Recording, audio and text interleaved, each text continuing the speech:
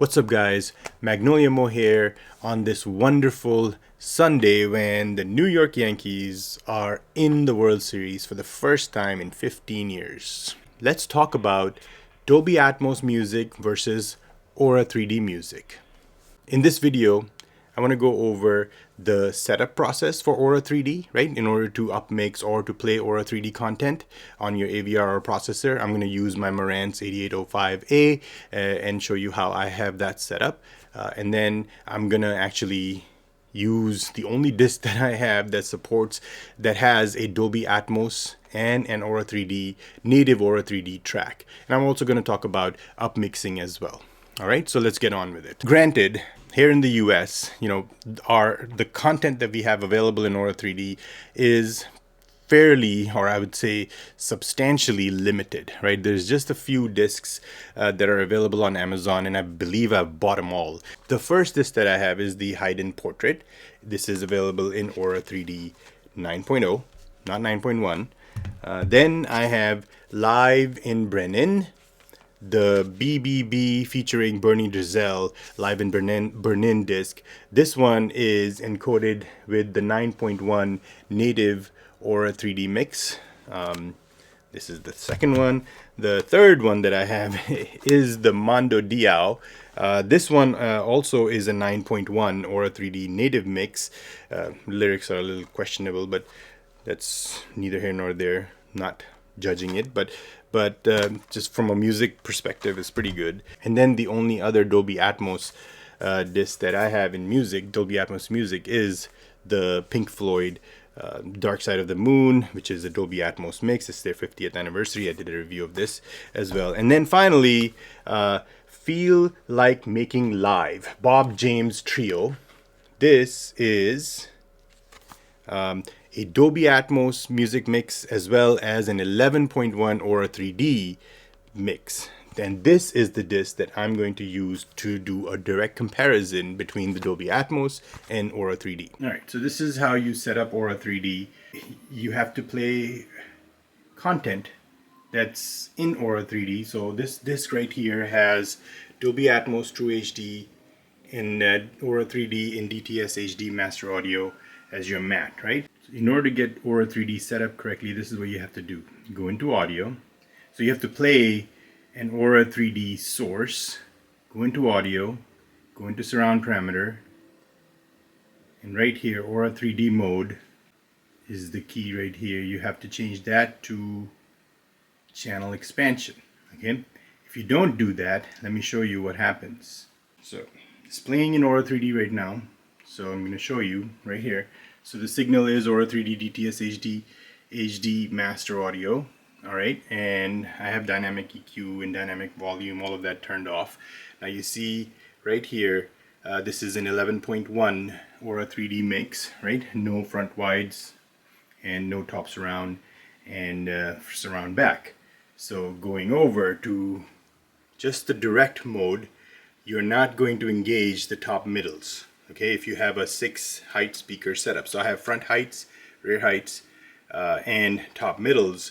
In the direct mode, the output signal will not engage the top middles. What you have to do is go in to audio, surround parameter, and then Auro-3D mode needs to be updated to channel expansion. And when you do that, look what happens. Same thing, right? Output is 11.1, but look at the active speakers. It does engage your top middles and top middle right and top middle left. So now how do you set it up if your signal is not in Auro-3D?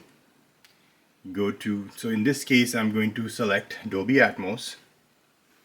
Okay, because that's the other track over here. Go into the info. It's Dolby Atmos, got all 6 height speakers engaged, right? Now, at this point, I can essentially hit the mode button on my remote, right? For the sound output, and go down to Auro-3D. And now the sound output is Auro-3D, but here's what happens. It actually scales it down to just a 7.1 mix. When you're trying to play Dolby Atmos and you're trying to upmix it to Auro-3D, you lose the Dolby Atmos flag, and the mix just becomes regular 7.1.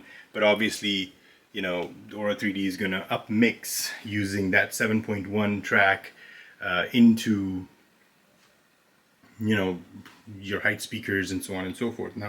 Now to get the best out of this, you need to go into audio again, surround parameter, and then this is where you just select your aromatic strength. This is what I use as my defaults. I have obviously cinema EQ is off, low frequency effect is 0 dB, aromatic 3D preset I use medium, and then the strength is 10. You have essentially, you can go up to 16 here, but I just leave it at the normal 10, right? All right, so this is Auro-3D with all my speakers playing, even the bed layer speakers, okay?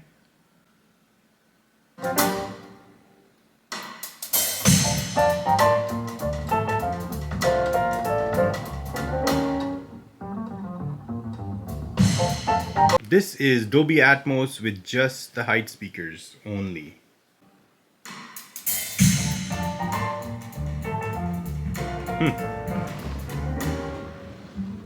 See, the Macintosh is off. And this is Auro-3D. Same. I don't hear a main difference.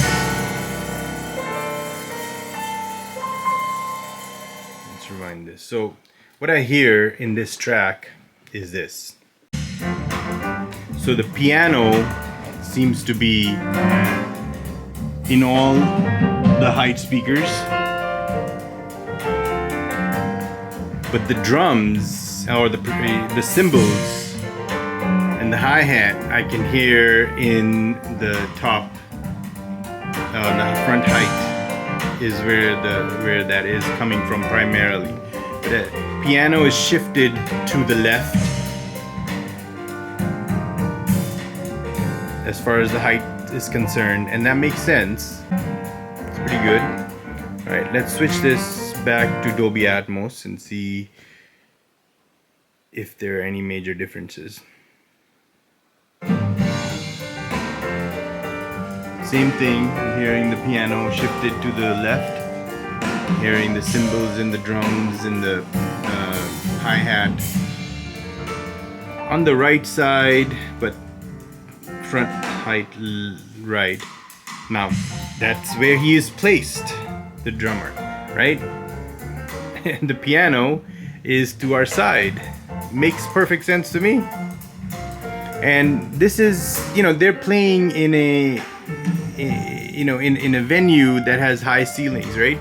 So you would expect the music to rise, right, or the sound to rise. That's the purpose of Dolby Atmos, or a 3D in this case. One thing I want to note here is when I go into information, let me turn this down. Look at this. It's 96 kilohertz is the sampling rate, or 11.1. Okay. The Dolby Atmos is in 48 kilohertz. So I can actually, and you can too, if you buy this, you will know what I'm talking about. The Auro-3D seems to have a little bit more air, right? More open. And that's truly because of the uncompressed nature. Look, Dolby Atmos, the sample rate, it drops it down to 48 kilohertz. Now, that is not a Dolby Atmos limitation, mind you. Dolby Atmos, when they first came out, they did say they had the capability to go all the way up to 192 kilohertz. I've yet to come across a Dolby Atmos music disc at 96 kilohertz. So the Auro-3D mix sounds a little more open to me in terms of the width, right, and the clarity of the music is concerned. To summarize, right, I hear a lot of talk about upmixing Dolby Atmos to Auro-3D, right? And I hope you saw what I saw, right? Which was when you are playing native Dolby Atmos content and you try to upmix it to Auro-3D, you are actually losing the Dolby Atmos flag, and the track is now just basic 7.1 or 5.1, whatever, however it was encoded. No height information in that particular track. And then Auro-3D takes it and up mixes it based on its algorithm and is going to place, just going to move sound up, right? So it is basically up to you, right? If you like to do that, that's fine. I have no issue with that. Just know that you're not actually listening to how the sound was designed. I use the Auro-3D Upmix function for, when I'm watching content like streaming content, or even like some of the movies that I have, right?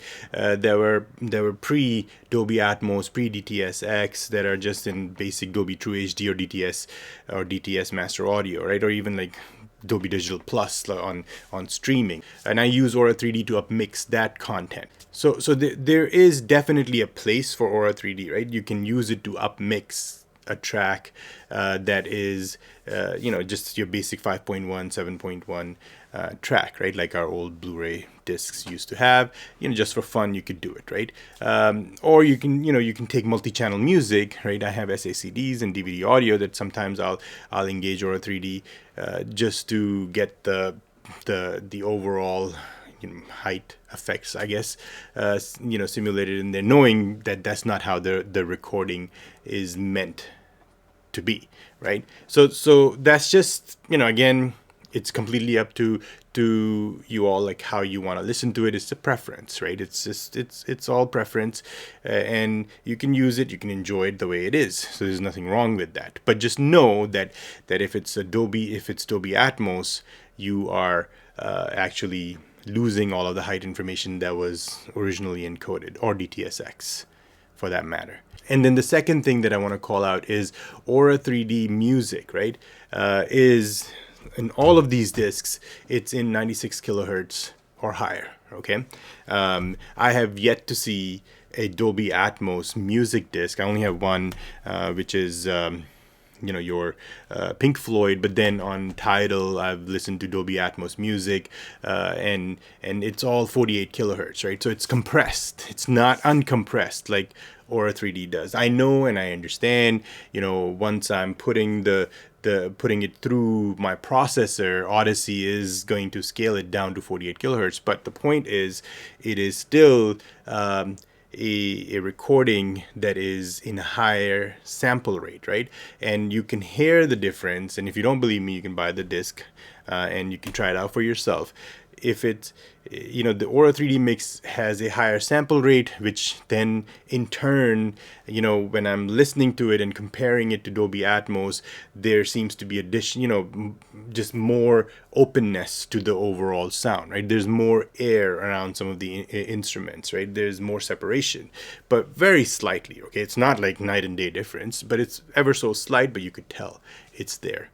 All right, so those are the two most important things that I want to kind of call out here, right? At the end of the day, the Dolby Atmos mix and the Auro-3D mix on this particular disc is virtually identical, right? And that's what I love about how the sound design is, right? So they are in a venue which has high ceilings, and both the tracks, Atmos and Auro-3D, do a great job of actually presenting the musicians in front of you, right, where the drums are, and I pointed that out, right, where you can hear the drummer slightly to the right, and then and Bob James, right, he is slightly to the left, or where he's playing the piano, right? So it actually gives you a good sense of presence, right? It's almost like you're in there, in that room with them, listening to the music. Okay. So that's it. I hope you guys liked this video. As usual, please let me know your thoughts, about what we just discussed, right? Leave me a comment and I'll try my best to get back to you as soon as possible. But yeah, let me know what you think, right? Do you agree, disagree with what I'm saying here? And again, all of this is meant as my own personal opinion. There is no, I'm not telling you how to do things. I'm just showing you essentially what, how to set it up, and then how to set up Auro-3D correctly, and then, you use it to your liking, right? You either use it, you don't use it, it's all up to you. All right, until next time, I'll see you guys in the next video.